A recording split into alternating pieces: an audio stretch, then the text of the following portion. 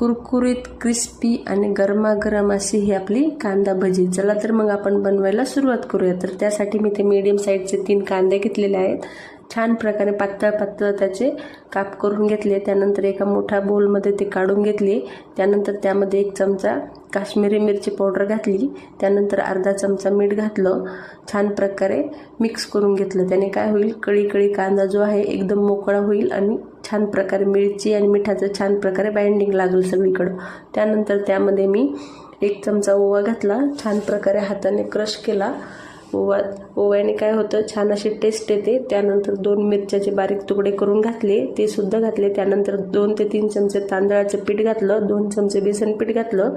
तांदळाच्या पिठाने काय होतं, छान कुरकुरीत आणि क्रिस्पी भजे खरं तर तांदळाच्याच पिठाने होतात आणि बेसनाने छान असं बाइंडिंग तयार होतं। तर त्यानंतर छान असं मिक्स करून घेतलं।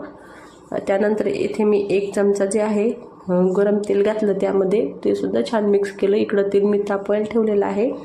हळूहळू जी भजी आहेत ती तेलामध्ये आपल्याला सोडायची आहेत। भजीला कुठलाही आकार द्यायचा नाही किंवा काही नाही, आडमतडम असे साईजचे आपल्याला भजी जे आहेत काढायचे आहेत। आपण म्हणतो नेहमी की गाडीवरचे भजी जे आहेत तेवढे कुरकुरीत क्रंची क्रिस्पी कसे होतात, तर त्यामध्ये ते तांदळाचं पीठ नक्की घालतात। तर तुम्ही सुद्धा घाला आणि कांद्याचे जे काप असतात एकदम पातळ करायचे। अशा प्रकारे हाय फ्लेमवर सर्व भजी जी आहेत मी तळून घेतलेले आहेत।